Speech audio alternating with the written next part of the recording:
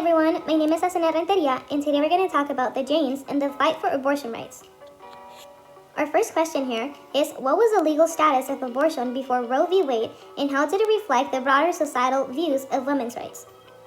Before Roe v. Wade, abortion was illegal in many parts of the United States, and this reflected a broader societal view that confined women to the roles of mothers and homemakers. This criminalization of abortion was not just about reproductive rights.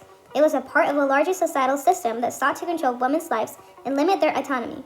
This was especially problematic for marginalized women who faced even greater challenges in accessing care.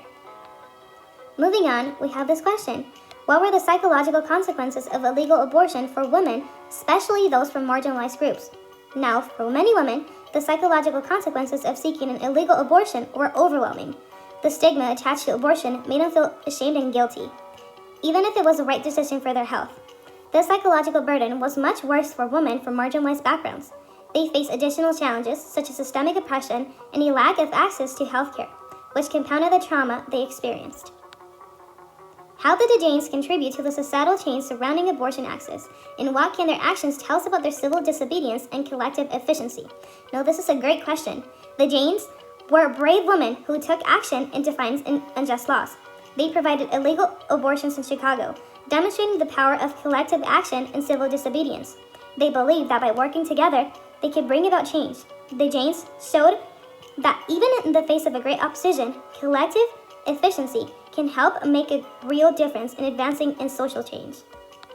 Moving on, we have what were the mental health impacts of the denial of safe and legal abortion services. Now we get into the psychology. The denial of access to safe abortion care took a heavy toll on women's mental health.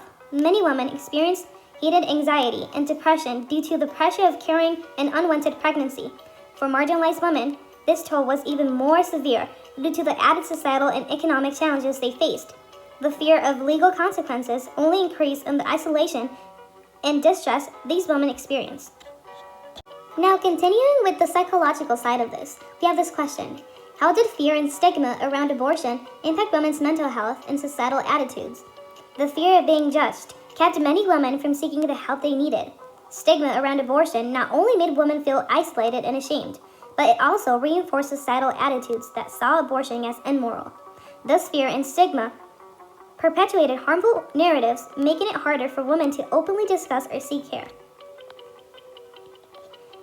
How did collective action and the sense of community help women in need of abortion services? Now we get into how the community helped these women. Collective action was vital in overcoming the barriers to abortion access. Women in the Janes came together to form a support network that provided the care needed when abortion was illegal. This solidarity created a sense of empowerment, reducing the fear and stigma associated with abortion and helping women make informed choices. Now, jumping into this question, how does intersectionality affect women's experiences with abortion access and their mental health? Women's experiences with abortion are shaped by multiple factors, including race and class. Women of color and those from lower income backgrounds face even greater barriers to accessing care, which only amplifies the psychological toll. The intersection of these different forms of oppression makes it harder for them to navigate the healthcare system and increases their mental health struggles. Getting more specific, this question can help us determine what psychological challenges did women experience after Roe v. Wade was legalized. The legalization of Roe v. Wade was a relief for many women, as it removed the fear of legal consequences and stigma. Women were finally able to make decisions about their own reproductive health without fear.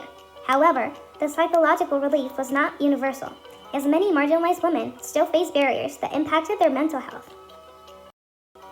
Now we can talk about how did the gender dynamics influence the social movements surrounding abortion rights. Gender dynamics shaped the abortion rights movement from the start. Women were at the forefront of the struggle, but they also faced unique challenges, criticism, violence, and resistance. These challenges underscored the broader issue of women inequality in society, but they also highlighted the strength of the feminist movements and the power of women's collective action. Now, we get to talk about the broader implications for human rights. The fight for abortion rights isn't just about reproductive health care. It's about fundamental human rights. The Janes demonstrates how restricting abortion access limits women's autonomy. It deepens economic and social inequalities and disproportionately harms marginalized groups. When women lose the ability to make decisions about their own bodies, it affects every aspect of their lives. education, careers, health, and financial stability. And these barriers are even higher for women of color and those in low-income communities. Without reproductive rights, existing inequalities only grow deeper. But when we defend women's rights, we're advocating for more than just reproductive freedom. We're setting a precedent for bodily autonomy, personal choice, and equal access to healthcare values that extend to everyone, including the LGBTQ community, racial minorities, and other marginalized groups. Historically, gender equality movements have fueled progress in civil rights, workplace protections, and healthcare access. So when we fight for abortion rights, we're fighting for more than just an equitable society. We're fighting for one where freedom and human rights truly belong to everyone. In conclusion, the fight for reproductive rights is not just about abortion. It's about the autonomy, health, and well-being of the woman. The Jane's actions remind us about the power of collective action, and the mental health impacts of abortion restriction show just how essential access to safe care is for all women. The fight continues, and it's a fight for justice, equality, and basic human rights. Thank you all for listening.